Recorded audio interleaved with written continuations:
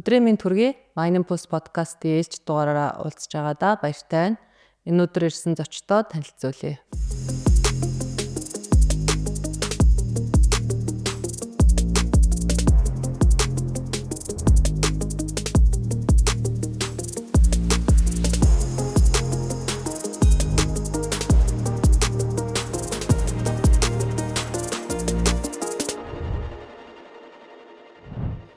За, студид хүрэлцэн ирсэн та бүхэнд маш их баярлалаа.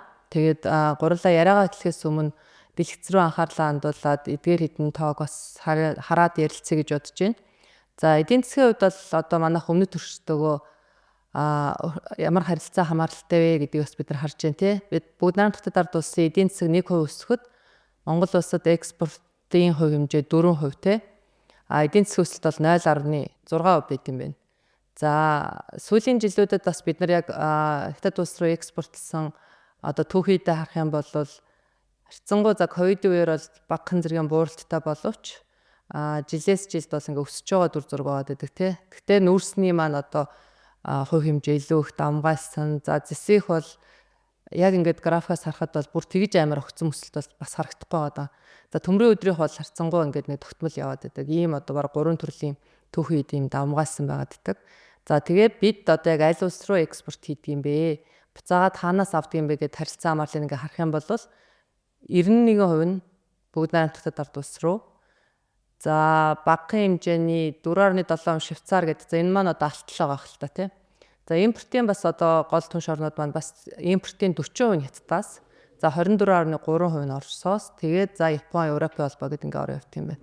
Тэгэхээр нөө бид нар гол түншлэгч орн маань ингээд энэ хитгэн тоо үзүүлэлтүүдийг харах юм бол бүгд найрамдах ард улс байгаа даа тий. Тэгэхээр яг энэ улсад одоо болж байгаа эдийн засгийн өсөлт бууралттай одоо манай эдийн засаг одоо шууд хамааралтай болох гэдэг шүү дээ. Тэгэхээр Баатархүү судлаачаас бас би асуумаар байгаа зүйл нь яг хятадын одоо ойрын хугацааны эдийн засгийн өсөлт тий бууралт ямархуу прогнозтой байна. Эдгээр зүйлд одоо ямар хүчин зүйл нөлөөлж байна гэж та харж байна. За, эрхэм үзэгчид та бүхэнд энэ өдрийн мэнд дэвшүүлье. За, 2025 оны 3 дугаар улирлын бүгд найрамдах ард улсын эдийн засгийн тойм ер нь гарсан байна. Энэ бол бесор мэдээлэл гарсан байна. Эдийн засгийн өсөлт үндсэндээ нэг 4.6% өсөлттэй. Өөрөөр хэлбэл энэ төлөвлөж ирсэн хэмжээнд хараахан хүрээгүй. Эдийн засгийн өсөлт юм байна. Төсвийн алдагдал бол төсвийн алдагдлыг 3% жилийн дундчтай байна гэсэн төсвийн алдагдал харин 3 дугаар улирлын хувьд бол тэр тулсан төсвийн орлого талбай нэлээд боломжтой. Төсвийн гүйцэтгэл бол барай бас тийм тааруу байгаа. 2023 дугаар улирлын хувьд ер нь бүгд найрамдах ард улсын ковидоос хойш энэ эдийн засгийн өсөлт нэлээд тийм саарад байгаа нэлээд хэдэн гол секторууд дээр өөрөөр хэлбэл барилгын салбар, барилга бүтээн байгуулалтын салбар, за жижиглэн худалдааны салбарууд дээр ирж байгаа энэ дарамт нийт хятад улсын эдийн засгийн өсөлтийг нэг 5-аас дээш хувьд гарахгүй байгаа ийм хүндрэлүүд бол ажиглагдаж байна. За, 2026 оноос эхлэх хятад улсын улс ардын аж ахуй хөгжүүлэх 15 дугаар 5 жилийн төлөвлөгөөг сая 10 дугаар сарын 20-нд болсон Хятадын коммунист намын 20 дахь удаагийн сонгуулийн 4-р бүгд хурлаар ерөнхийд нэг нэлийн том багц асуудлуудыг ингэж бүтэн жил гарын турш 19 дэд ажлын хэсгээр ингээд хилцэж яваад бүх хорооноос нэг юм 61 заалт түүхийн саналуд бол гараад за одоо ингээд 26 оны 3 дугаар сарын ихээр энэ парламентаар эцэслэгдэж энэ бол хуульчлан батлагдсанаар эх 5 жилийн бүгд найрамдах ард улсын улс ардын аж ахуйн хөгжүүлэх төлөвлөгөө хийгээд эдийн засгийн амьдрал ойрын 5 жил хэрхэн яаж өрнөх вэ? Үүнээс шалтгаалаад хурц зэрэгэлтэй байгаа ялангуяа эдийн засгийн хувьд сая та өгүүлээ их тийм хамаарал нөлөөлөл байгаа Монгол улсын хувьд бол бас анхаарч болох секторууд дээр бид илүү их ач холбогдлоо өгч хөрөнгө оруулалт, за бодлогын шилжилтүүдээ хийх цаг бол их ойртож байна. Ер нь 21-с 25 буюу 14-р 5 жилийн төлөвлөгөөний хятад улсын эдийн засгийн өсөлт нэлээд саарсан. Өөрөөр хэлбэл сүүлийн бараг 30 жил 10-аас 11% өсөлттэй явсан эдийн засаг одоо бол нэлээд тийм soft landing хийгээд одоо яг 6 гэдэг чинь маш бага болчихсон. 5% яваад байгаа. За, одоо дараагийн 5 жил эдийн засгийн өсөлтийг тэд бол буюу 26-аас 30 онд юуныг төлөвлөхдөө эдийн засгийн өсөлтийг 5% гэж орчим гэж байгаа. Өөрөлдвөл 4.8-аас 5.2% энэ хавьд эдийн засгийн өсөлтийг барина гэсэн ийм төлөв зарлж байгаа учраас улсын төсөв дээр дээрэс нь төсвийн хөрөнгө оруулалтын дээр дээрэс нь зарим барилга дэд бүтцийн салбарууд дээр ямар хөрөнгө оруулалт хийх нь бид бол анхааралтай ажиллаж явах зүй ёсны шаардлага ойртож байна. Хятад улсын 25 оны эхний улирал эхний 10 сарын хувьд аваад үзэх юм бол хятадын эдийн засаг дээр ирж байгаа гадаад худалдааны өсөн нэмэгдэлт 10-аас 12%-тай. Энэ бол ер нь олон жилийн дунджийн орчим. Төсвийн зардал яагаад төсвийн зардлын гүйцэтгэл яагаад буураад байна гэхээр зарим нэг орон нутгууд хийж байгаа хөрөнгө оруулалтын ажлууд саарч байгаа тийм шалтгаанууд байгаа. Мэдээж энэ том эдийн засаг ярихаас өмнө ялангуяа Монгол улсын эдийн засагт хамааралтай сая та өгүүлээ нэг үндсэндээ 3-аас 5 экспортын эрдэсвэлгийн бараа бүтээгдэхүүн дээр Монгол улсын экспорт магадгүй эдийн засгийн орлого тогтож байна.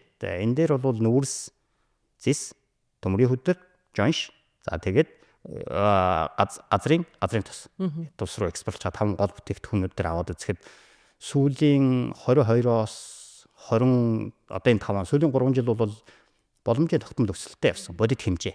Үүний хувьд бол бас наатай цаантай юмнууд байгаа.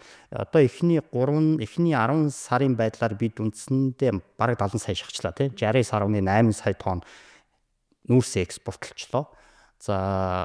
Одоо цаашдаа үлдэж байгаа энэ 40 хоногийн хугацаанд бид нар шахаад ажиллахад үндсэндээ нэг Хятад улсын би өнөөдөр бас Хятад улсын мэдээлэл ялангуяа Монголын нүүрсэн дээр судалгаа хийдэг хүнтэй би бас асууж үзлээ. Үндсэндээ 82 сая бол хүрнэ. Төлөвлөсөн 85 бол хараахан хүрэх.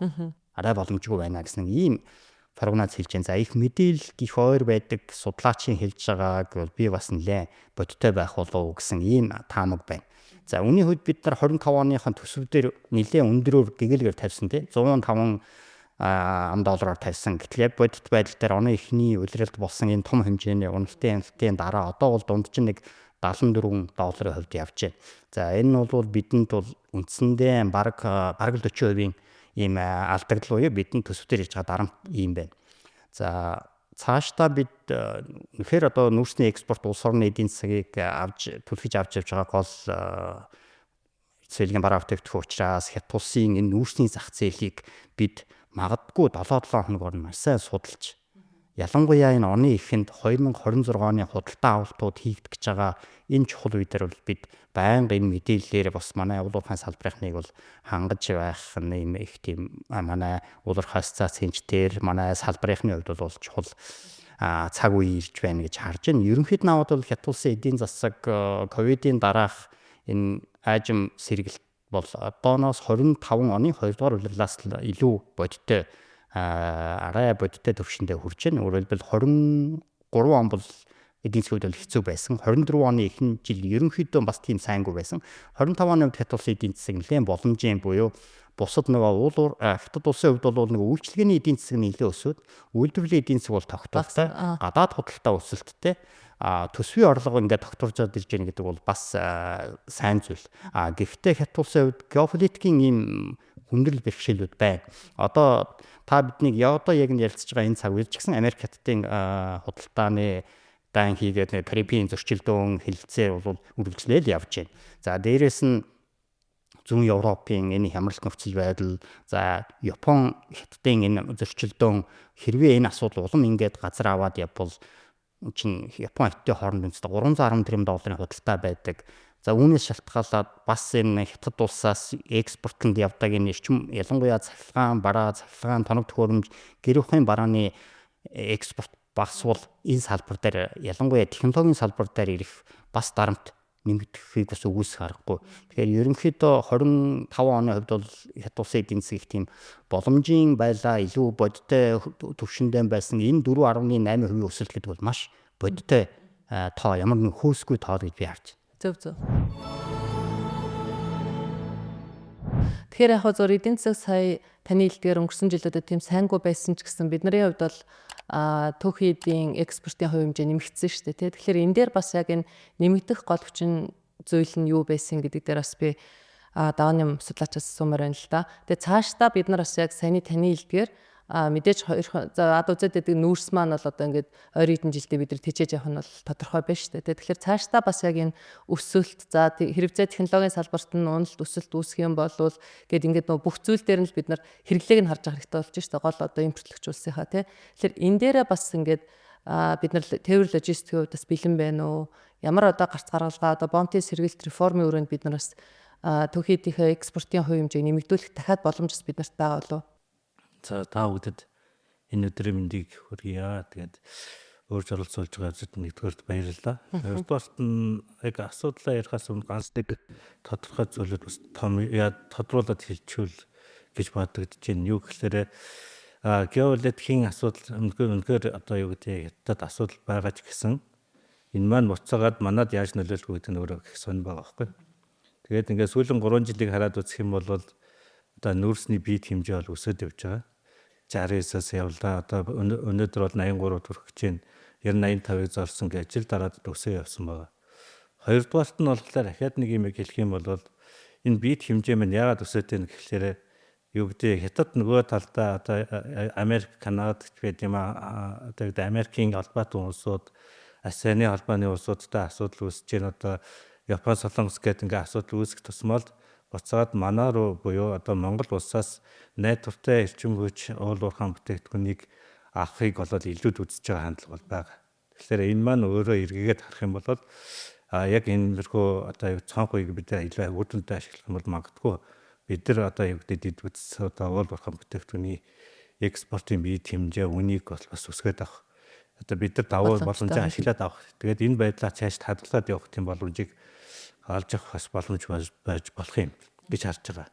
Хоёрдугаарт нь бол Монгол улс бол газар нутгийн хувьд их ойрхон дээрээс нэмээд нэг хуурай газрын тээвэр чинь далайн тээврүүд бол харьцангуй хурдтай явдаг. Гуравдугаарт нь болохоор ямар нэгэн Монгол улс болоод Хятад улсын хоорондох ийм конфликт буюу зөрчилдөөн болоод алга байна. Яг гоо зүгээр түүхийг хараад үзэх юм бол 2006 онд Далай лама ирсний үед нэг тодорхой хэмжээний зөрчил үүсчихсэн. 16 онд бол нэг Хятад талаас Далай ламыг ирэхэд бас нэг мэдээлэлүүд гаргаж ирсэн гэх мэтлэнгээр ковидын үед бол хил гайлын хязгаарлалтаас холбоотой бас нэг тээвэр логистикийн асуудал бол хүндэрчсэн. Сая оны ихэнд бол үнийн онолтын асуудлаас бас шалтгаалсан ингээд тодорхой юмнууд бол бие. Гэхдээ энийг болоод яг тийм томдоо тодорхой одоо юу гэдэг бүр зөрчилдөөнд хүргэхээс эргэж харахаас өвчин зүйл байхгүй. Нэгдүгээр, хоёрдугаарт Монголын уул уурхайн бүтээгдэхүүний өрсөлдөх чадвар сайн байна. Гуравдугаарт нь хил залгаа учраас бидэд их олон даваа талбар байна гэж хэлэх нь зүйтэй баг. Тэгэхээр энэ боломжуудыг бид нар ашиглаад энэ бол тээвэр логистик дээрээс нэмээд дид бүтцийн асуудлаа шийдээд энэ хятад руу найдвартад нийлүүлэх гэдгээ улам одоо эх жилүүдэд юм уу энэ жил ч гэх юм уу те ер нь батлаад натлаад хамтраад ажиллаад явах нь бол бидэрт бол илүү боломжийг олох болно.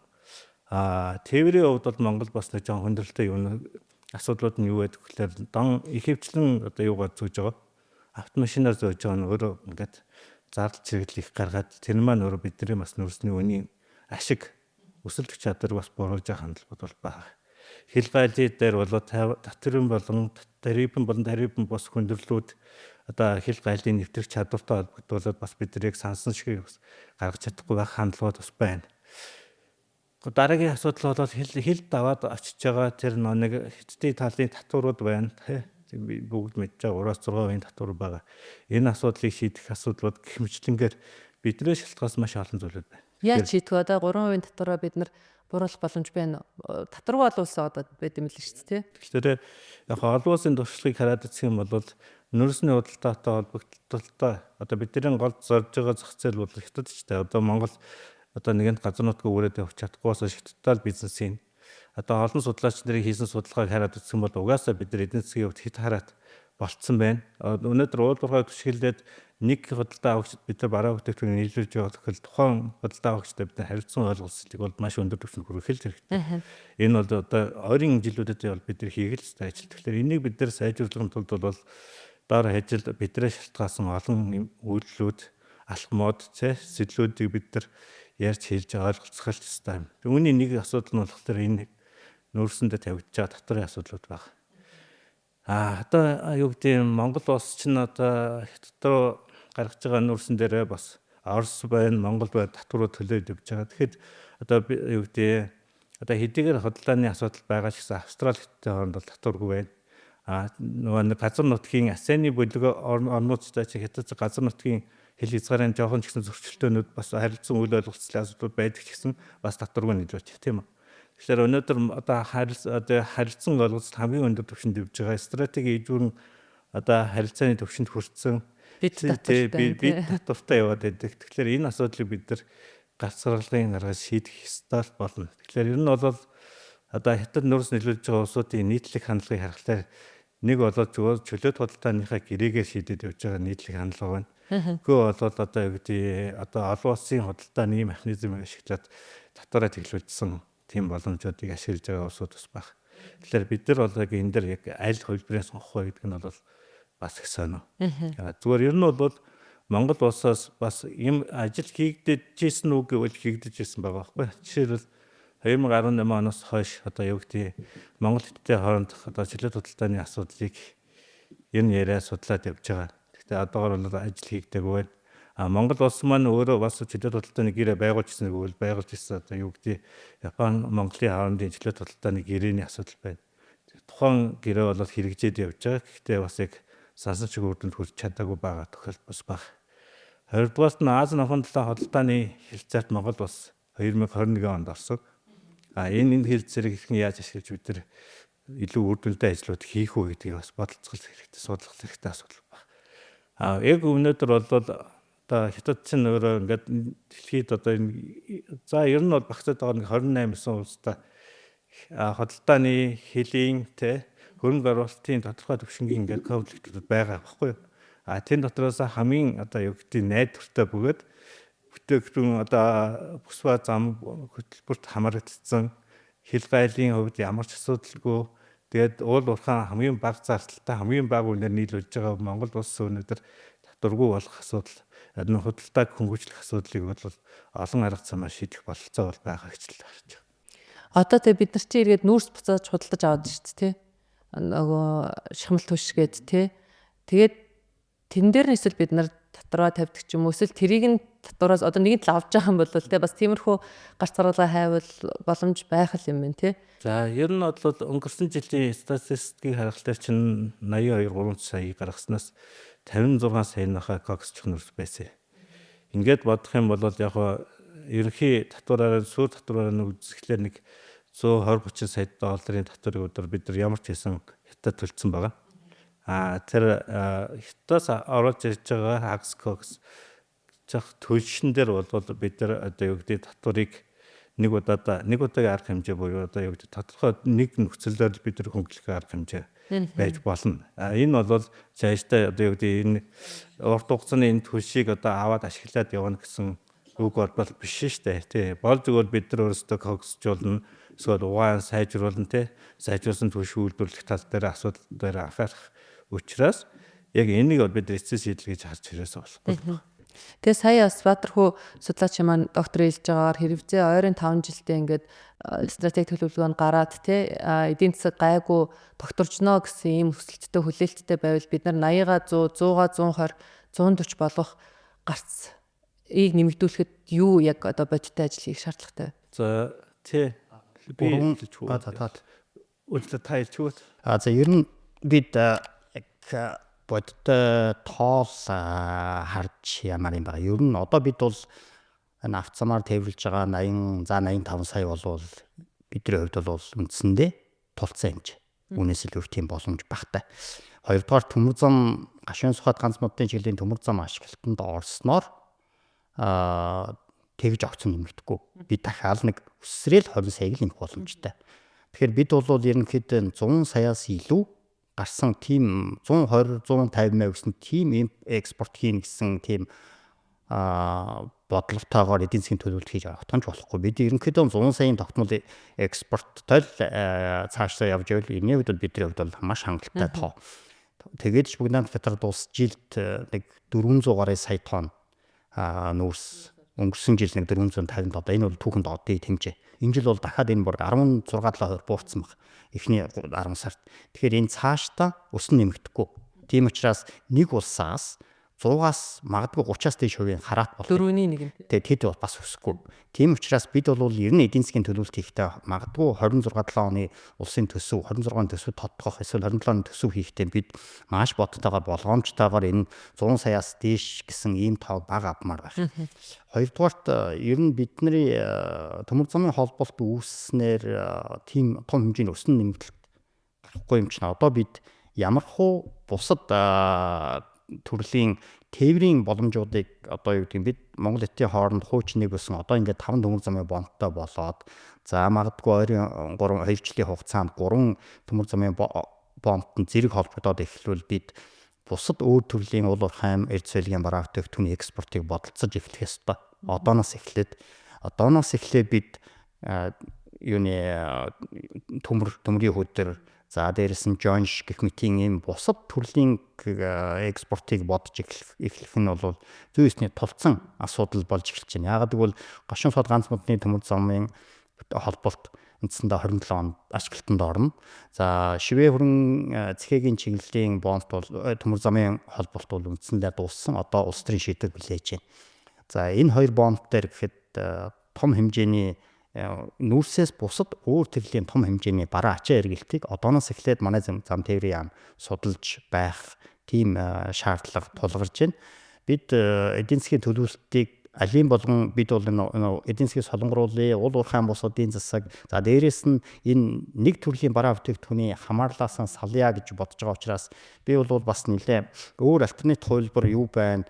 Бид өмнөний бүсэд байгаа томоохон хэмжээний жоншны 2-3 томоохон одоо өмнө уян Мандлаваа суманд Цогтоо суманд байгаа энэ хоёр том ордыг эргэлтэнд оруулах юм бол бас нэлээд том хэмжээний ачаа эргэлт экспорт нэмэгдэх боломжтой төмөр замд холбогдоход ойрхон. За дээрэс нь Бүгд найрамд Хятад улсын хувьд энэ эрчим хүчний хэрэглээний хуучин гадаадаас авж байгаа эрчим хүчний импорт багасаад эрчим хүчний хэрэглээнд эрчим хүчний тэр шилжилт хийгдээд нийт эрчим хүчинд цэвэр эрчим хүч буюу одоо сэргийч эрчим хүч болон цөмийн эрчим хүчний хэмжээ үндсэндээ 40% төхөд ирсэн. Энэ үед том хэмжээний эрчим хүчний нүүрсний хэрэглээ хятадсад ирээдүйн 5 жилд угаасаа өснө нэмэгдэхгүй. Ялангуяа энэ 15 дахь 5 жилийн төлөвлөгөөг ингээд хийсэн зарим судалгааг ингээд хараад байхаар тэд дахиад илүү ногоон шилжилтийг, технологийн шилжилтийг илүү баримталж байгаа учраас энэ хоёрт илүү хэрэгцээтэй байгаа бид нөгөө түүхэдэд буюу core технологиг дэмжиж байгаа дээр critical metal дээр илүү анхаармаар байна гэж би бол ийм саналыг манай уул уурхайн салбарынханд тавьмаар байна. Одоо 2024 онд Бүгд найрамд Хятад улс үндсэндээ 1.80 гаруй юаныг хөрөнгө оруулалтыг геологийн салбарт тавьж байна. Геологийн салбарт тавьж байгаа хөрөнгө оруулалтуудынх нь бараг 90% хувийн хвшлийн компаниуд нь тэр тусмаа саяхан хэлдэг энэ технологийн гол түүхэд рүү хөрөнгө оруулалтаа илүү хийж эхэлж байна. Хуучин нөгөө нэг үндсэн суур геологийн суур судалгаа эсвэл одоо юу гэдгийг нөгөө нүүрс алтмитийн гэхээс илүүтэйгээр одоо никел хайдаг суурьмаа за мэдээж газрын хуур элемент кобальт энэ төр хайдаг илүү энэ чиглэл рүү болж эхэлж байгаас бид ч гэсэн бас энэ хөршийнхөө хэрэглээ хаашаа явж байгааг харж байгаа учраас энэ рүү бид анхаарлаа хандуулмаар ийм сорилт бол бидний өмнө ирж байгаа. Хятад улс үндсэндээ энэ өнгөрсөн энэ жил бараг 2026 оны төсвийг эдгээр батлаагүй ч гэсэн үндсэндээ бараг 300 сая долларын 300 тэрбум долларыг одоо шинжлэх ухааны технологийн судалгааны салбартаа тэр тусмаа энэ юуны мэдээллийн технологийн гол түүхэд рүү анхаарал хандуулж байгаа учраас бид энэ рүү анхаарлаа хандуулад нөгөө хүн болгон эсвэл компани болгон нүүрс ярьдаг биш бусад эрдэс баялагын бусад альтернатив хувилбартай болмоор байна гэж би бол санал дэвшүүлмээр байгаа. Тэгээ бидэнд Хятад улсын хувьд маш том зах зээл, маш том хэрэгцээ энэ одоо юу гэдэг никел, кобальт, газрын хуур элемент, за дээрэс нь зэсэн дээр бол үнэхээр том хэрэгцээ байна. Дэлхийн зэсний хэрэглээний 50% ганцаараа. За төмрийн хөдрийн ч дээр нүүрсний хөдрийн ч дээр 50-аас дээш хувь нь Бүгд найрамд Хятад улсад байна. Тэгвэл бид нүүрс төмөр хоёроос илүүтэйгээр бусад энэ технологийн шилжилт хийж байгаа, эрчим хүчний шилжилт хийж байгаа учраас зэс За тэгээд никл гэх мэтийн энэ бүтээгдэхүүнүүд дээр ёстой жинхэнэ хамтарсан эсвэл дэлхийн 3 дахь орнуудын хөрөнгө оруулалтыг татаад манай баруун Монголын ч юм уу өмнөд Монголын чиглэл дээр хийж байгаа энэ судалгаануудаа үргэлжлүүлээд явах юм бол бидэнд нэгдүгээрт геологи хайгуулын салбараа үүдэн татах, хоёрдугаарт энэ ирээдүйн 5 жилийн хятад улсын хэрэгцээг өснө нэмж байгаа хэрэгцээ байгаа учраас бас нэг шинэ хувилбар байж болох юм гэж бодож байна. Энэ дээр зөв нэг ганцхан жишээ хэлэхэд Newcastle мууж гэдэг Австралийн тий одоо хятадын эрчим хүчний нийлүүлэлтийн бас нэлээд том орон зайг эзэлж байгаа шүү дээ. Newcastle-ийн хувьд бол бас яг энийг ярьд юм билээ. Хятадын одоо аж үйлдвэрчлэлтийн сэргэлтийг дагаад манай одоо мууж бол нүүрсээ нийлүүлээ тэнд одоо ажилгүйд архитект гэл одоо нөгөө нийгмийн мөнгөтэй холбоотой бүхэл асуудлууд байсан бол одоо хамгийн хүчрэг нь болцсон эргээд одоо нөгөө боловсролоор одоо бид нар ингээд юуныхаа зах зээлийнхаа дээр нүүрснийхаа зах зээлийн дээр гарчихсан ингээд ярьж ирсэн байхгүй. Тэгэхээр ингээд нөгөө энэ циклүүд ингээд чинь нэг цикл үе шүү дээ. Аж үйлдвэрчлэлт гэл нүүрс одоо нэг хэсэг ингэж явж байгаа. Дахиад саний таны хэлж байгаа өөр ингээд хэрэглэнүүд үүсэж штэ тий. Тэгэхээр энэ орон зайгаас бид нар харж чадах юм бол ашиглаж чадах юм бол тий бас их том орон зай байд юм байна гэдэг нэг харагдчихсан. Энэ дээр түрүүн даваа нэм судлаачд хэлэхгүйсэн. Экспортын хувь хэмжээгээ нэмэгдүүлэхэд бид нар гарц боломж нь юу юм бол Баатархүү докторын хэлдэг одоо санитар босод их хөөсрүүдийг ирээд сурвалжлах нь бол зүйтэй байлгүй бах уу. Гэхдээ өнөөдөр нэгэн тал бол уурхад одоо амгаа байдалтай байгаа нүүрсийг бас боломжуудыг 100% шахаж ашиглах одоо байхгүй боломжийг бий болох асуудлуудыг бид нар бас тий хөрөнгө оруулалтыг татах илүү олон тонн нүүрс илүү боломжийн үнээр зарах асуудлуудыг бас ярих хэрэгтэй байх. Яг бол өнөөдөр өссөн үсэг 25 10 жилдээ нүүрс яригдана. Монголын нүүрсний нөөц бол за ямар ч ясан 100 саяар батгатал 3 400 4 500 жил Монголыг хангалттай тэжээн. Магадгүй цаашаа нөөц бол нэмэгдээд явна гэж ойлгож байгаа. Тэгэхээр бас тодорхой хэмжээнд бол энийг бас хэдэл ярих нь зөв байх. Илүү өндөр өвтгтөө илүү өндөрнөө зарагдах бүтээгдэхүүнийг бол ерэн сурвалжлах нь зөвөө. Тэр бол бүгдээрээ хэлэх нь зөв байх. Хоёрдугаарт нь болохоор бас нэг ярих байгаа зүйл бол ер нь бол нүүрс маань хідээр зарагддаггүй те хэн авдаггүй хаана хүрдэггүй гэдэг асуудлыг бид нарийн судлах хэрэгтэй байна. Юу гэхээр бид нар одоо дотоодын биржээр зарж ийн нэг бол аптек гэрээгээр зарж ийн те аптек гэрээний үн бол зарим тохиолдолд нууцлалт орсон байна, зарим тохиолдолд ил гарлаа. Тэгэхээр тэрний маань индекс нь яаж бодогдож ийн юмхээр бидэрт ашиг нь хэдээ явуу тусч ийн бид нэр хэд хүрэх боломжтой нүүрсийг хэдэд ингээ аптек гэрээгээр хэмжээгээр зарсан байна уу гэдэг асуудлуудыг ярих хэрэгтэй байна. Хоёрдугаарт нь биржийн үн маань өнөөдөр зах зээлийн үнэтэйгээ хэр уялдаж байна гэдгийг бас ярих хэрэгтэй. Ер нь бол тухайн цаг үед бол бирж юу гэдэг Монголын одооний өнөөдрийн уул уурхайн бирж бол үр дүнтэй ажилласан уу бол ажилласан. Тэгээд цаг үеийнхээ эрэлт шаардлагыг хангасан уу бол хангасан. Одоо бид нар дараагийн шат руугаа ахих хэрэгтэй. Бид нар одоо юу гэдэг өнөөдрөөр бид нар хэмжигдэхгүй шүү дээ. Зах зээлдээ бид нар өсөлдөх хэрэгтэй. Зах зээлийн нөхцөл байдал маань харьцангуй Монгол таатай нөхцөл байдалтай байна. Цаашаага хэдийгээр хятадын цаашаа гаргаж байгаа экспорт, гангийн экспорт, нүүрсийн экспорт харьцангуй буурсан ч гэсэн Монголоос авах хэмжээнд биед хэмжээ нэмэгдэж байгаа байхгүй. Тэгэхээр бидний одоо юу гэдэг одоо улс төр болоод эдийн засгийн харилцаа ойлголцтын төвшин худалдааны нөхцөл бол харьцангуйгаар хятад талдаа бол болж байгаа учраас цаад худалдаа өгчнөр биднээс авах сонирхол бол их байна гэж харж байна. Тэгэхээр энэ дээр хэд хэдэн асуудлуудыг хийхэр хэрэгтэй байгаа юм. Юу гэхээр нэгдүгээрт бид нар одоо ямар хүчин зүйлүүдээс болоод тухайн цаг үед ягаад нүүрсний үнүүд унж ирв гэдгийг судлах хэрэгтэй. Нэгдүгээрт ковидын үед бид нар одоо юу гэдэг хил гайл ингээ бүх бомб таагдсан тий. Тэгэхээр бүх тээвэр зогссон. Тэгэхээр бид нар яг тийм нөхцөл байдал үүсвэл бид нар одоо юу гэдэг 2 сар 5 сар хагас жил ингээд таагдсан бол Монголд юу үсэх вэ тий. Хэд хамаарал бүхий уул уурхайн бүтээгдэхүүн гарахгүй бол Монголын эдийн засгийн асуудал бол маш том хэмжээний асуудал үүснэ. Тэгэхээр бид нэр энэс урьдсан сэргийлэх арга хэмжээнд авах хэрэгтэй. Үүнд нь юу байх ёстой гэхэл одоо чөлөөт худалдааны хэлцээрээ хурдуулах хэрэгтэй. Уул уурхайн одоо юу гэдэг чөлөөт бүс байгуулах асуудлыг бас ярьж явах хэрэгтэй. Дээрээс нэмээ үнэгээд дагаад одоо юу гэдэг нүүрсний хэмжээний нүүрсийг агуулгах, худалдах, дамжуулах логистикийн төвүүдийг байгуулж явах хэрэгтэй. Энийг одоо юу гэдэг надад дийлэгтэй болох дээр төмөр замын холболтыг шийдснээр энэ асуудал ингээ болчихно гэж ерөнхийдөө бол их бага хэмжээр хүмүүс яриад байгаа нь энэ бол бас нэг талтай. Нөгөө талтай бол энэ нүүрс маань одоо юу гэдэг хил гайл хаагдсан тохиолдолд бид нар дотооддоо гадааддаа тэр нүүрсийг яах юм.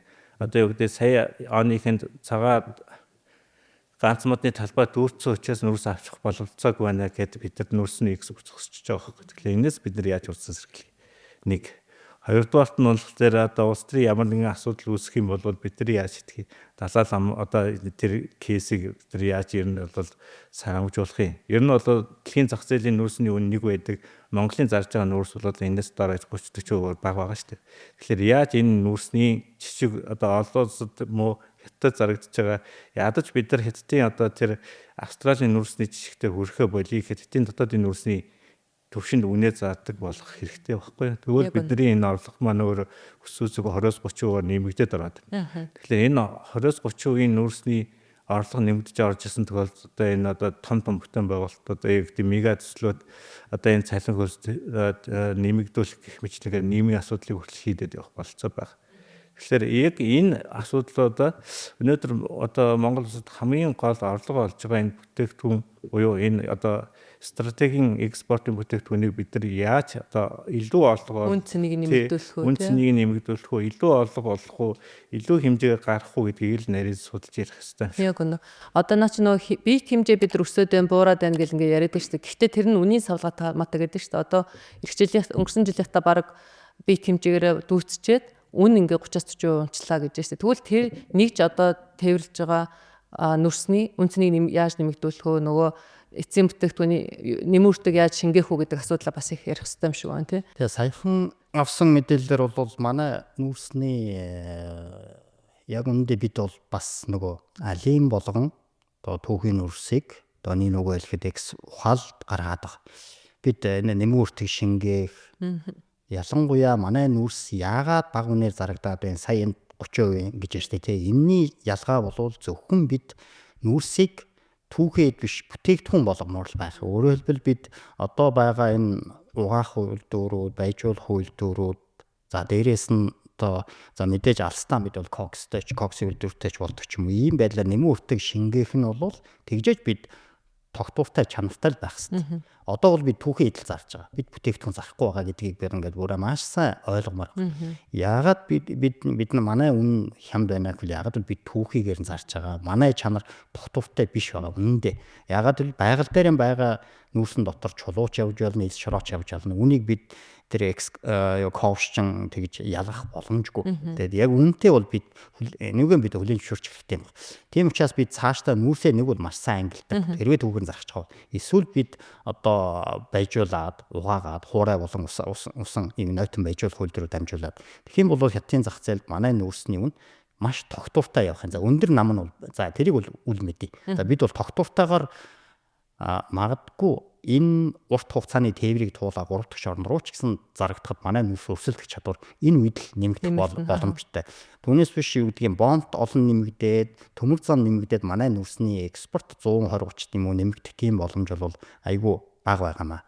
Хоёрдугаарт бид энэ хоёр талын харилцаанд тийм хоёр талын харилцаагаар нэг шийдэж болох асуудлыг бол одоо манай нүүрсний экспортын гол гарц байгаа ганц модны цаана өөрөлдөө хятадын тал дээр байгаа тэр 5 сая агуулгыг энийг 8 агуулгах нэгдээ 5 сая байгаа байхгүй 8 жижиг агуулга. Үүнийг 5-ыг 8 магадгүй 10 сая болгочих юм бол нөгөө бонд дээр байгаа юуны агуулгын үлдэгдлээс шалтгаалаад энэ дээр татаа авалт зогсдог. Энэ бол баг зэрэг шийдэгдэх боломжтой юм байна. Сая оны эхэнд болсон нэлээд ийм нэг шалтгаан бол нэг энэ байлаа шүү дээ, тийм учраас ингээм тулд бид бас Будам хятад улсын талтай улс төрийн шугамар эсвэл юу гэдгийг орон нутгийн хоёр талын хоёр аймгийн шугамарч гэсэн энэнийг нэмэгдүүлэх хүсэл тавиад ингээд энийг бас нэмэгдүүлэх юм бол бидэнд ирэх нөгөө уртын тээвэр, богны тээврийн татаа авалтын хэмжээ нэмэгдэх бас нэг хөшүүрэг болох боломжтой юм байна. Нүүрсэн дээр бол ийм л би дахиад бас нөгөө бидэнд манай өөр боломжуудыг илүү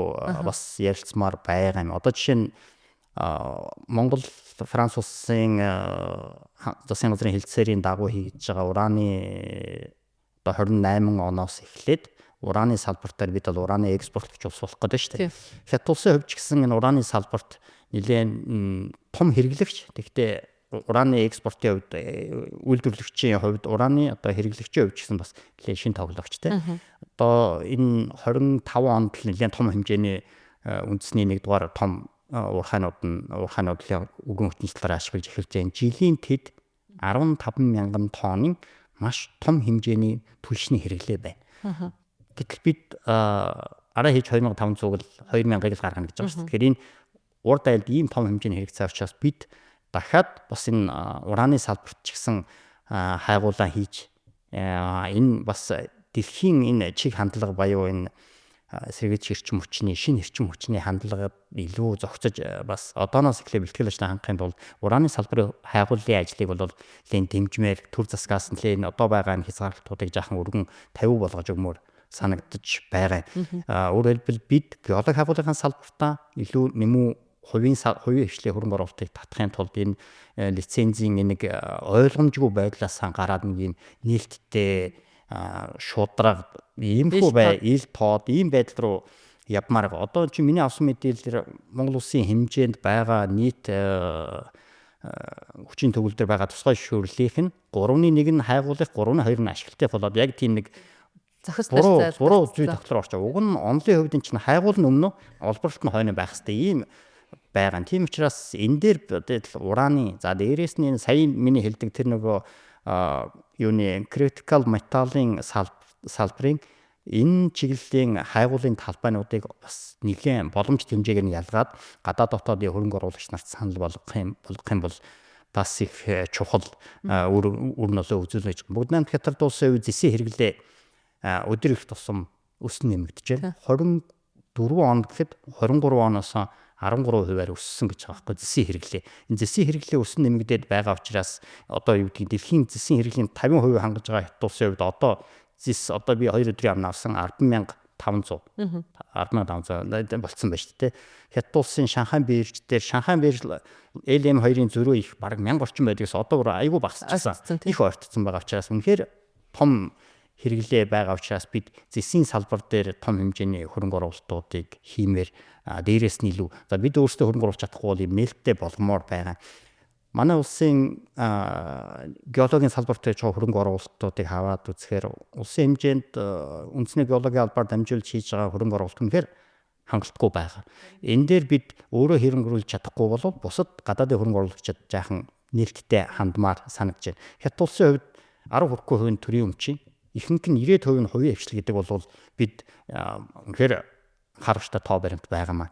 За хоёрдугаарт бид энэ өмнө төрштэй хийж байгаа эрдэс байлгийн салбарын худалдаанд нэлээд бас жин дарах гэж байгаа энэ төмрийн хөдөр дээр бас дахиад бас жоохон анхаармаар өнөөгийн одоо хийж байгаа нэг 8 сая оргил үедээ 10 сая араа өрөө гэдэг 8 сая гаруйгийн энэ төмрийн хөдрийн экспортыг бид өсөн нэмэгдүүлэх энэ бол хараа их боломжтой хувилбар байгаад байгаа.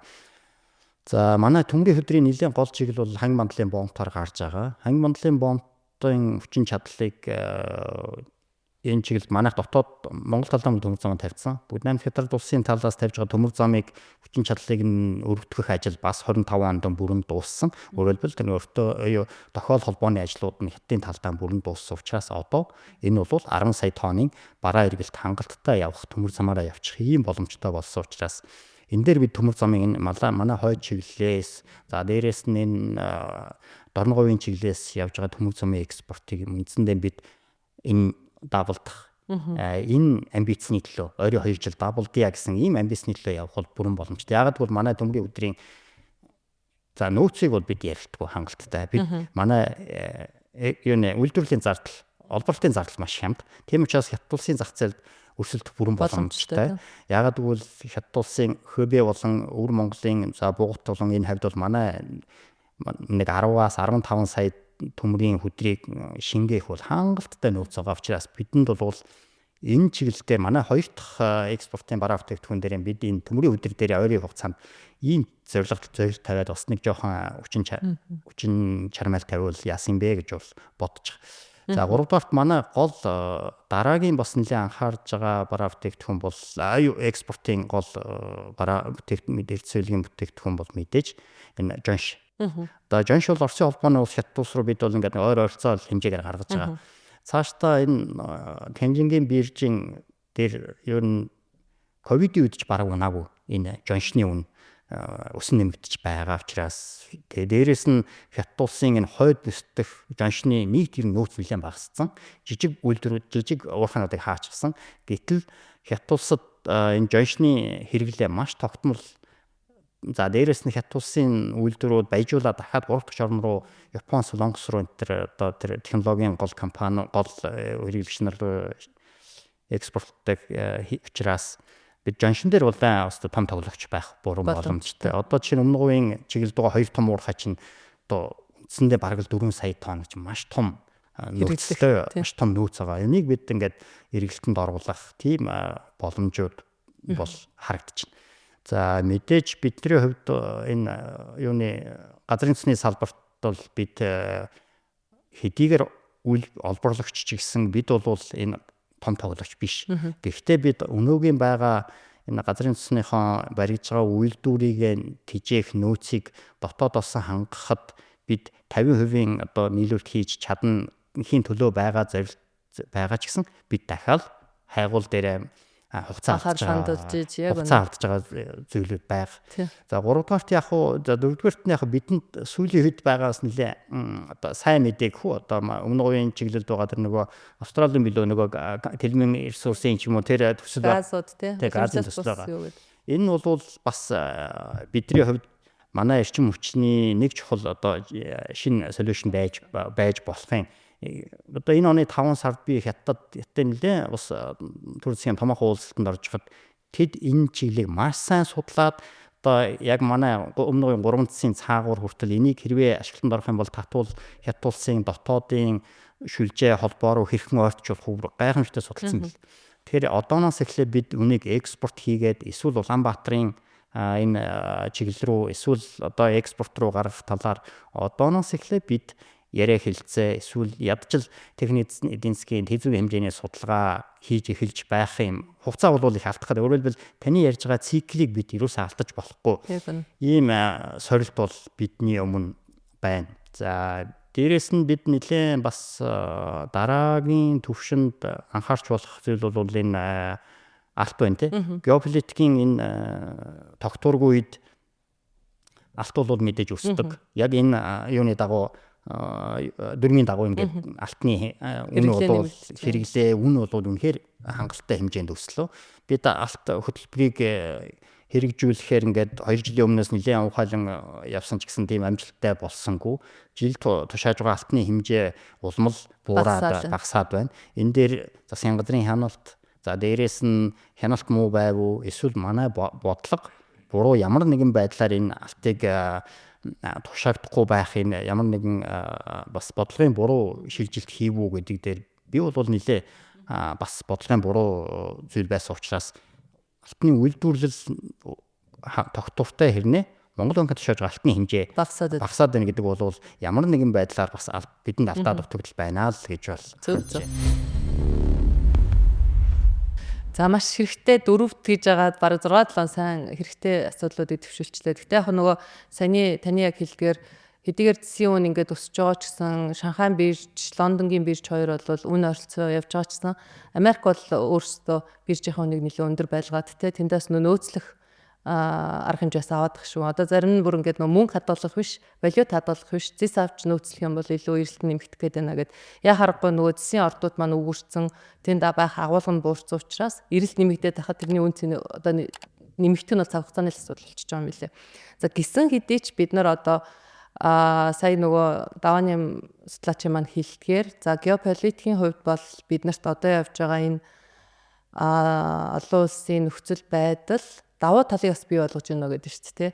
За тэгээ нүүрсэн дээр бид нар саяны яар дээр нэмэн өртөг шингээгээд эцсийн бүтээгдэхүүн болгож гаргаа. За тэр нь гарч байгаа хэмжээ бит хэмжээ ижил мөртлөнгөө үнэн нэмэгдэнэ гэдэг. За энэний хүрээнд чинь бид нараас нэг ажилтнуудчлалтын сэргийлтгээ баахан нүүрс угаах боловсруулах үйлдвэрүүд байгуулсан шүү дээ. Тэгэхээр эдгээрийн маань одоо нөхцөл байдал ямар хөө явж гин ажиллаж гин үү? Яг үн цэнэ нэмэгдүүлж чадчих гин үү? За хамгийн сүүлд манай дээр иржсэн гомдол нь юу вэ гэхээр биржийн хууль хэрэгцэнтэй холбоотойгоор дотоодын худалдаа авалт байхгүй болсон. Худалдаа авалт байхгүй учраас түүхийдгүй болоод ажиллаж чадахгүй байна гэдэг ийм асуудлууд бас яригдчихсэн. Энэ дээр та бас биднэрт мэдээлэл өгөөч. За нүүрс боловсруулах асуудал бол их бага хэмжээр хийж байгаа. Тэгээ Эрдэнэс 5 толгойдоор 5 сая тонны угаах үйлдвэр ашиглалтанд орсон. 20 сая хүрнэ удахгүй ойрын хугацаанд Energy Resource компанийн 10 сая орчим тонны нүүрсийг угааж байгаа. Угаасан нүүрс маань зарагдж байгаа. Тийм учраас зарагдааг ба шийгдэж байгаа. Тэгэхээр нүүрсэн дээр боловсруулах ажил ахиц гарч байгаа бол гарч байгаа. Гэхдээ удаашралтай байна уу тийм. Тийм учраас бид нар өнөөдөр угаасан нүүрсийг бирж оруулаад зарж байгаа. Тийм учраас биш одоо нэг жижиг үйлдвэрүүд бас нэг барьсан мэт шүү дээ. Тэгээд ер нь бол тийм шүү. Хоёрдугаарт нь Монголд одоо усаар угаадаг 20 гаруй жижиг үйлдвэр байна. Хуурай аргаар баяжуулдаг 10 гаруй үйлдвэрүүд байгаа. Өмнө говийг түшгэлээд ерөнхийдөө бол нэг 50 орчим хувь байна. Тэр юу гэдэг дорнгоо чоор тийшээ чихтэй бол нэлээд хэсэг нь байгаа. Бас 3-9 орчимдоос байгаа. Тэгэхээр эдгээр үйлдвэрийн маань нэг 20 гаруй хувь нь ажиллаж байгаа. Ягаад гэвэл энэ дээр нэг тээврийн зардал орж ийн, угаах зардал маань жоохон өндөр гарч ийн, бас байгаль орчны асуудлууд яригдж ийн гэх мэтлэнгээр ингээд бэрхшээлүүд бол байгаа. Тэгтээ боломжоор одоо ажиллуулахыг хичээж байгаа. Тийм асуудлууд бол байгаа шүү. Тэгэхээр угаах үйлдвэрүүд бол нэг үе явах юм бол бас хөнгөр татж ийн, орж ирж ийн. Дотоодын худалдаа авалтан дээр тань мэдээлэл нөө. Дотоодын худалдаа авалтан дээр нүүрсийг одоо угаагаад дотоодоос авчаад буцаагаад өсөөсөө угаасан нүүрсийг гадагшинд гаргаж зарах болно. Тэгэхээр энэ дээр гарал үүслийн асуудал яригддаг. Юу гэдэг уурхаагаан гарал үүслэр явах юм уу, угаахаа гарал үүслэр явах юм уу, өртгийг яаж тооцохын гэх мэтлэнгээр ингээд эдийн засгийн тооцоо судалгааны асуудлууд бас жоохон зөрүүний ойлголтууд байдаг. Тэгэхээр энэ асуудлыг бас ярих нь зөв байна. Бас нэг давхарцсан амнатын асуудал тэгдэг. Би нэг юм бас тодруулаад хэлчихвэл бас одоо яад юм бол та. Сая сүүлд 10 сар 9 сард баха 9.5 сая тонн нүүрсийг Монгол улсын экспортлсон шүү дээ. Яг энэгээр өнөөдрийн байгаа боломжоор л ажиллахад бид нар 100 саяыг бол илүү хангалттай гаргана. Одоо яг энэ инерцээр явахад л гарна гэсэн. Бидэд илүү потенциал бол байгаа. Цаад зах зээл дээр мань хэрэгцээ байна уу байгаа. Төрөөс баг 500 сая тонн нүүрсний импортоор жил бол авч байгаа.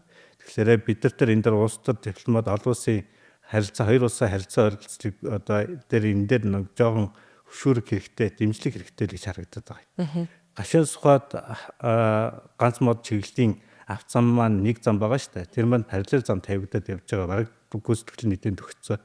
Төмөр замын тэзүүгээр бол жил 30 сая шүү. 30-аас 40 сая тонныг бодлоо. Ганцхан гашуун сухад төмөр зам шүү дээ. Тэр чинь ханги мандал руугаа ахаад явна. Тэгээд төмөр замаар холбогдсон олон замууд маань өөрсдөө төдий дайны нүүрс гарна гэвэл бидэд бол хүн одоо юу гэдэг дэд үтс нэг үе одоо шийдэгдээд явчихэд. Энтэй холбогдсон бүтээн байгуулалт одоо юу гэдэг тээвэр логистик агуулгах одоо лаборатори дээрээс нэмээд одоо юу гэдэг шууд харилцаанд ороод явхад бэлтгэх ажлууд маань бол бас маш олон байна. Эрийг бол бас нэлээ. Зөв. Одоо бид нар яг он гарсаар бас яг нүүрсний үнийн зах зээлийн үнийн уналт гээл дижитал Трамп тариф гэж гарч ирээл энэ нь одоо л ингээл янз бүрээр л нөлөөлөл үзүүлэл явж байгаа шүү. Инфляц ч гэсэн бас энэтэй холбоотой гарч ирчлээ шүү. Гэхдээ ингээ оны төгсгөлд ирээд ингээ харахад маш олон ашигтай дийлүүдийг хийчлээ шүү Америк. Сая Австралид очиход Австралид 500 тэрбум $10 хөрөнгө оруулалтын гэрээгээл за Узбекистантай бас хийчихшүүлсэн газрын уур дээр гэдэг ч юм уу. Японтой бас ингээ хийж гин гих мэтчлэн ингээд нөгөө тариф одоо Трамп тавьсны одоо үр дүнгууд яг тухайн Америк улсад бол гараад гэх шиг байна л да хөрөнгө оруулалт татаад эргээд одоо ашигтай газрын уур дээр хийгээ явчихж штэ. За саяас iMark дээр Сауди Арабийн уулуурхай сайд нь танилцуулж илээ.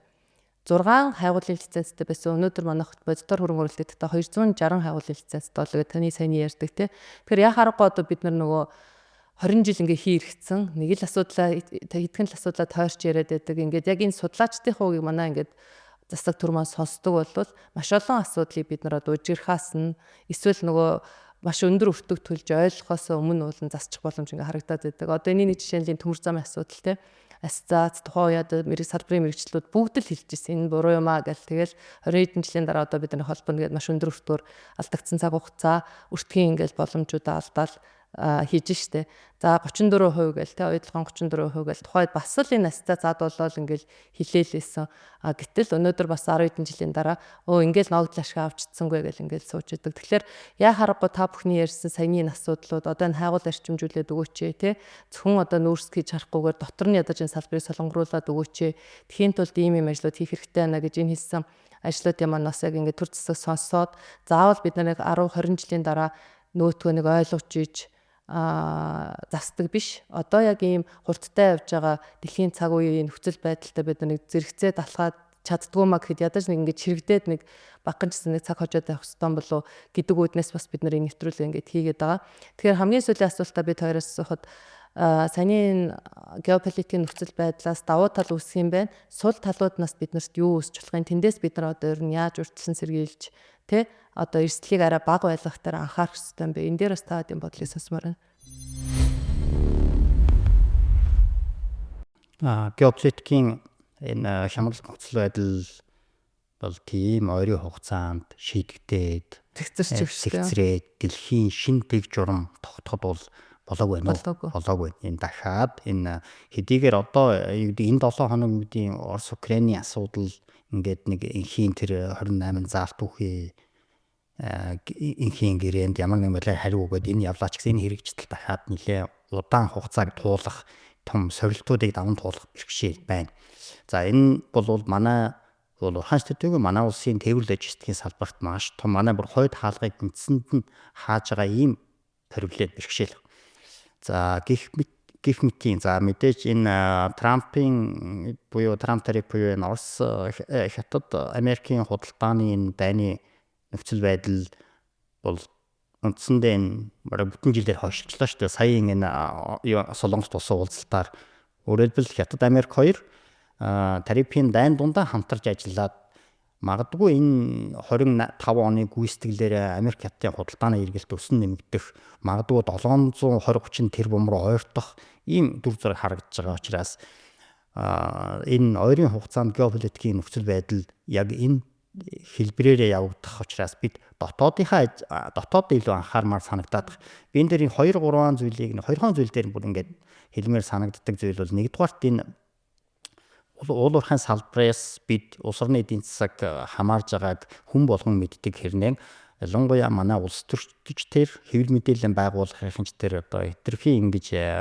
давуулж хүдэстүүлж гэх үүнийг хөөргөдөг нэг ийм зүйлээс шалтгаалаад манай хайгуулын уул уурхайн салбар би олборлолтыг зөвхөн хайгуулын салбар дээр гэхэд л энэ юу гэдгийг орон нутгийн гэх мэтийн ийм эсэргүүцэл тэмцэлт байдал руу хөтэлдэг улсууд болвол хэвлэл мэдээлэл болоод уул уурхайн салбар. Тийм учраас энэ салбарт зоригтой хөрөнгө оруулалт улс төр хийжсэн үү та? Хэвлэл мэдээлэл хийгээд улс төрийн салбар.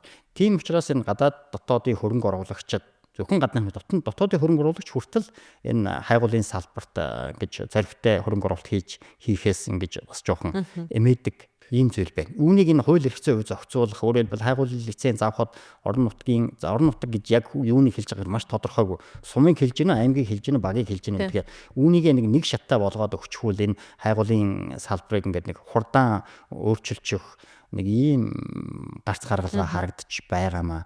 Хоёрдугаарт энэ уул уурхайн энэ оны төсвийн өмнөх хэлцүүлэг дээр ч тэр улсын төсөв батлагдсны дараахын төсөвдөр ямар бодлогын өөрчлөлт хийчвэ гэд харахаар бас дахиад энэ уул уурхайн салбарыг дэмжиж байгаа аймаг сумдад үлдэх орон нутгийн өгөөжийг тэр үлдэж байгаа татварыг тэнд нь үнэхээр бодтой үлдээж чадчихж орон нутгийн иргэд уул уурхайг ойлгох юм. Тэгээ энэ тал руу хийж байгаа энэ алхмаа нэгдүгээр хүмүүс зөв сурталчлаад хоёрдугаарт үүнийг бариад явчмаар гана.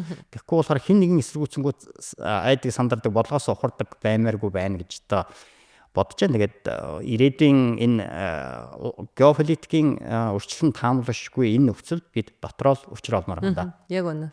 100% санал нийлж байна тэнтэй. Дааны амтлаач юу?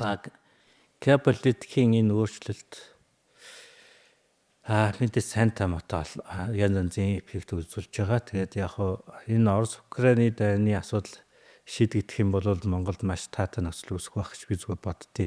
Ягаад гэвэл нийтийн дагаа бүтээн байгуулалт явагдана. бүтээн байгуулалтыг дагаад одоо юу гэдэг энэ гангийн Түүхүүдийн түүхүүдийн хэрэглээ эрс нэмэгдэн дараа ээж нэг 20 30 жилийн энэ цикл илүү нааштайгаар Монгол улс тусах бах.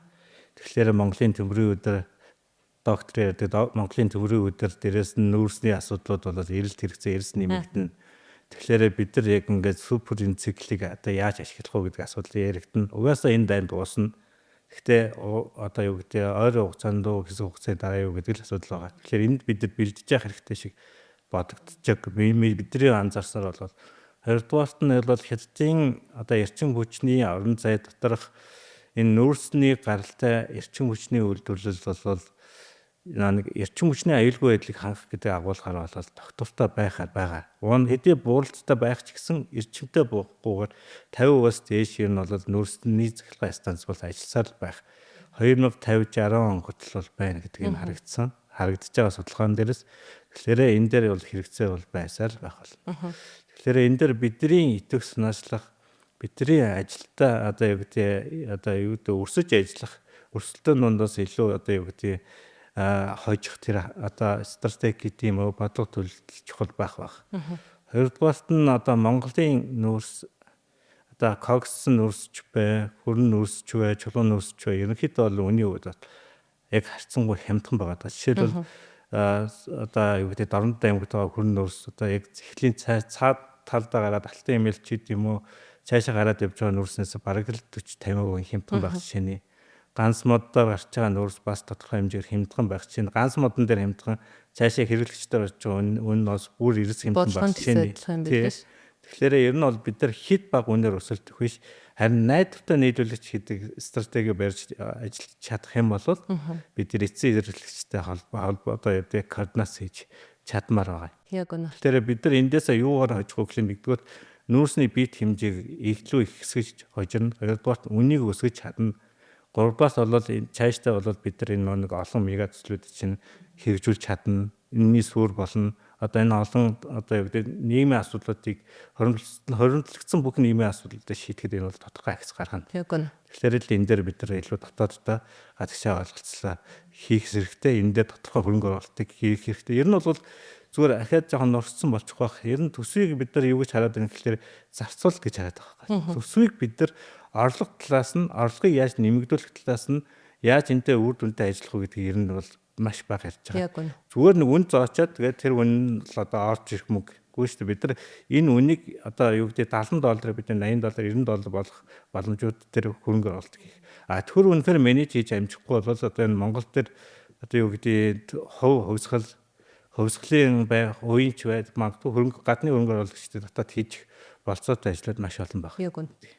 За маш их баярлалаа. Хоёр судлаачийн үнцэнтэй зөвлөгөөнүүдтэй бол бүгднтэй 100% санал нэг байна. Үнэхээр одоо бид нар асуудлыг жоохон том зургаар нь хараад танаа манаа нам, ус төржилт гээд одоо төр хувь гэж ингэж маргалтахаас илүү бид нар яг юу болж хідэн төгрөг болж ирдгийг түүнийг хэрхэн зөв зарцуулах уу гэд яг орлого нэмэгдлээ гэд одоо сайн үр дүн бас гарсангүй шүү дээ. Бид нар бол экспортын бие хэмжээ бараг сүүлийн 10 жилийн дотор 2 дахин нэмэгдчихэд байх чинь 2 3 дахин нэмэгдчихэд байхад орлого олсон орлого маань хаашаа явбаа саяны нийгмийн суурь асуудлуудаа шийдэж чадаагүй ингээл өнөөдөр иргэдийн уур бухимдал ингээд энэ зэгтээ өртсөн байгаа гэдэг. Тэгэхээр яа харахгүй одоо энэ судлаачдынхаа үгийг та нарын үгийг маш сайн сонсдог байгаасаа энэ дээр нь шийдвэрээ зөв гаргаад яваасаа гэж бид нар хүсэж байгаа. Тэгээд боддоор сая бидний харсан тоо үзүүлэлтүүдээр харах юм бол яа харахгүй манай экспортын 90%, импортын маань 40%, одоо өмнөд түвшинтэй маань хамааралтай байна. Стратегийн одоо түншлэгч байхаас өөр сонголтгүй.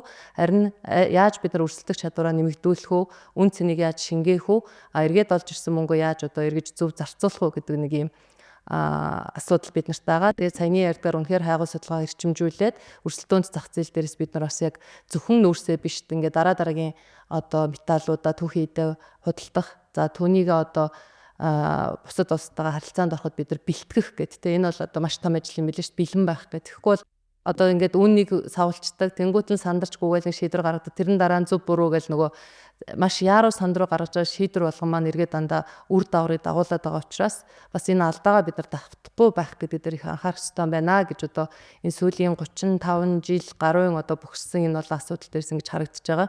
Тэгээд маш их баярлалаа. Тэгээд үнцэнтэй зөвлөмж нь бас хэрэгжиж ажил хэрэг болно гэдэгт итгэж байна. За ингээд Ямар гараг бүр Mining Post podcast-ийн шинэ дугаараар иргэн уулзчаая. Баярлалаа.